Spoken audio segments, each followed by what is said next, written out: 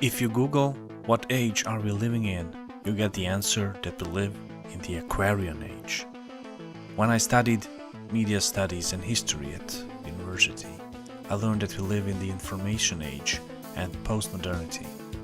Online today they are talking about the experience age. I will argue that we actually live in time where ignorance is a new religion, obliviousness a new cult, superficiality a new meal of the day. Welcome to the age of bullshit and another episode of Film Magistery.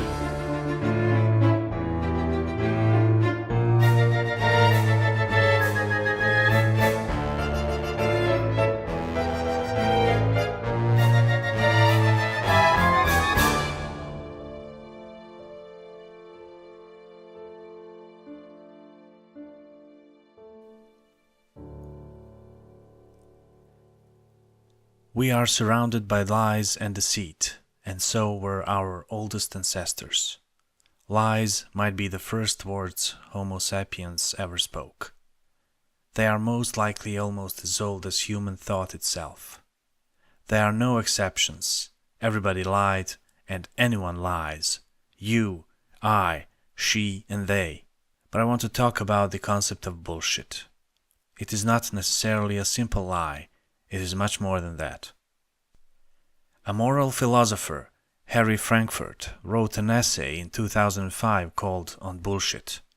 His primary goal is to define what is bullshit and what makes it different from that what it is not. Thus, he makes a clear difference between bullshit and lie.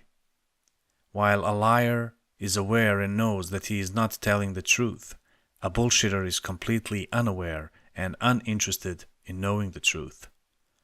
Frankfurt made a remark, citing Wittgenstein, that in the past we were less inclined to bullshit because we had a different work ethics and morale. People used to work hard, finish their job, and nothing was swept under the rug. Frankfurt writes that it is impossible for someone to lie unless he thinks he knows the truth. Producing bullshit requires no such conviction. A person who lies is thereby responding to the truth, and he is to that extent respectful of it. When an honest man speaks, he says only what he believes to be true, and for the liar it is correspondingly indispensable that he considers his statements to be false. For the bullshitter, however, all these bets are off. He is neither on the side of the true nor on the side of the false. A comedian and TV host, Stephen Colbert, coined a similar term for bullshit. It is the word truthiness, which satirically characterizes a truth that a person making an argument or assertion claims to know intuitively from the gut, or because it feels right, without regard to evidence, logic, intellectual examination, or facts. So basically, truthiness is bullshit as well. You cannot just disregard evidence, logic and facts because it doesn't feel right. This unfortunate development is the essence of the so-called post-factual age we are living in at the moment, where facts just do not interest many people. That is why populism in politics and culture, triviality and common stupidity is on the rise.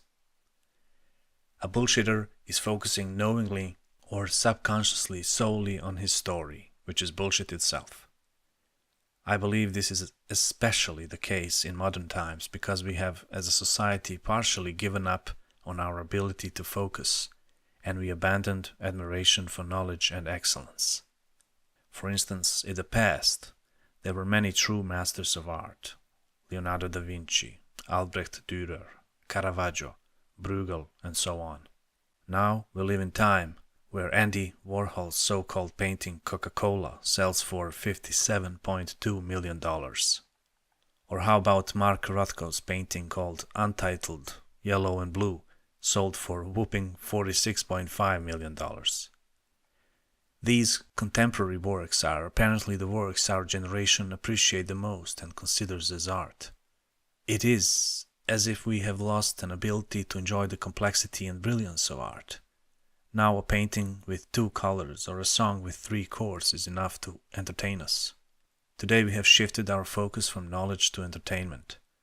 We don't seek knowledge and mastery anymore as we did before, because many jobs have been made obsolete or automated, while simultaneously we have been presented for abundant amounts of entertainment from many different sources, which can be a lot of fun, but in the long run it has made many of us superficial, unfocused, and ignorant.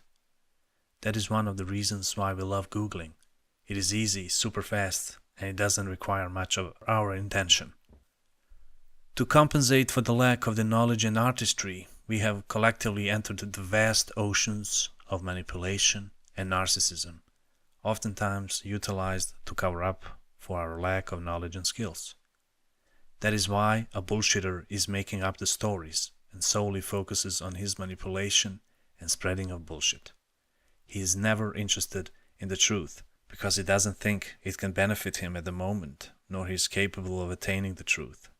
He knows too well that with his bullshit he has a great chance to achieve whatever his bullshit goal is. But why is there so much bullshit in the world today? Frankfurt's position is that is mainly because people today believe they have to have an opinion on everything, even when they know nothing about the given subject. I have seen many articles from magazines from the last 10-15 years giving instructions to their readers how to talk about subjects they don't know anything about. It could be a popular TV series or politics, and how they can avoid being perceived as ignorant among their friends, colleagues, family. People today are terrified of saying a simple "I don't know." That is why people coin nonsense terms like alternative facts, and we post only the best pictures of ourselves on Facebook and never report about things that make us actually normal human beings. The state of abnormality is the new normal. And so we come to the film I will talk about in relation to the topic of bullshit. Burn After Reading is a film from 2008, directed by Ethan and Joel Coen. Its storyline is pretty crazy, so here it goes. Osborne Cox is a Balkans expert at the CIA, but because of his drinking problem, he is being demoted, which results in his resignation. Things have not been going well, as you know. You have a drinking problem.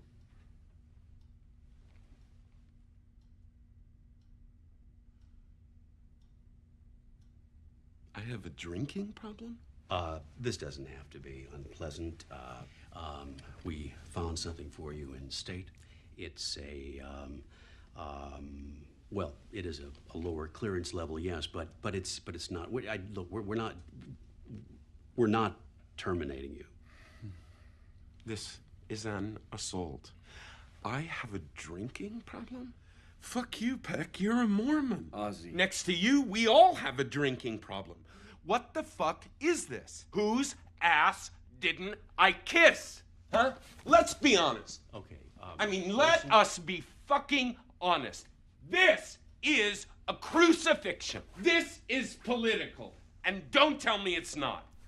Osborne decides to write a memoir, but his manuscript ends somehow in the hands of Linda and Chad, two employees at the local fitness center.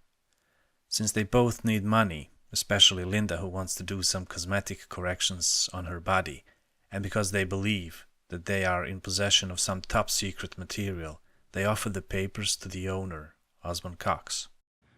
Is this Osborne Cox? Who's this? Time is it? Who are you?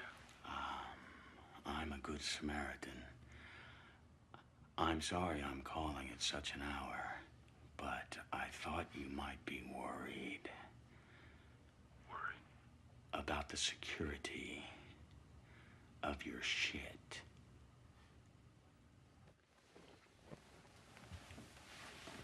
What on earth are you talking about? Who am I speaking to?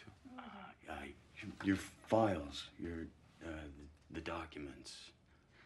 I know these documents are sensitive, but I am perfectly willing to give back to you your sensitive shit. You know, at a time of your choosing. What documents are you talking about? Osborne Cox? Yes! Yes! It's Osborne Cox. Who the fuck are you? What documents are you talking about? When Cox asks, "What documents are you talking about?" it perfectly symbolizes the times we are living in, the age of bullshit and ignorance. Nobody knows anything, except Osborne Cox is the only person who is decent enough to ask openly what is going on. So, Osborne Cox rejects their demands for money, so Linda and Chad turn to the Russian embassy. Madam, you are mistaken. I'm Assistant Cultural Attaché. The organs of state security are not allowed to function within the borders of your country. Organs? Yes. But what if I had, say, secrets of highly...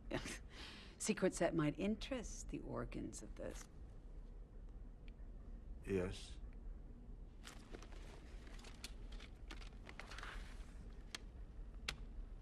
That's just a taste. Now the CIA gets the notion that something's fishy in its own backyard, so the complication in the crazy house begins.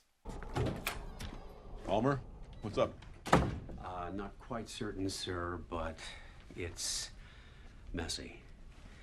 Kalima 2 tells us they have computer files from an ex-analyst of mine, Osborne Cox. Kalima 2? Our man in the Russian embassy. They were brought in to them by a woman. The Russians?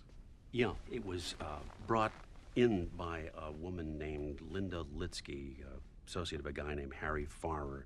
Pictures in the file with Farrer's. The Russians? Yeah. This sequence shows how even the CIA have no clue what is going on in their own backyard. So the CIA is suspecting something is going on, so they keep an eye on everyone, even though nobody knows who exactly is everyone and what is the reason they should keep an eye. So there is a further development in the story which will not be revealed here, but at the end we hear the two CIA officials talk about the recent case.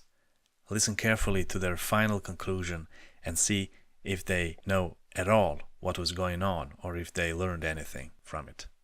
What did we learn, Palmer? I don't know, sir. I don't fucking know either.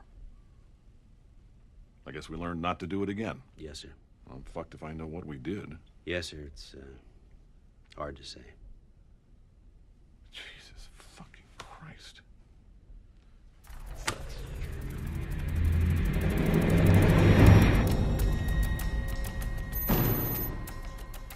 The final scene depicts perfectly the world we are living in at the moment.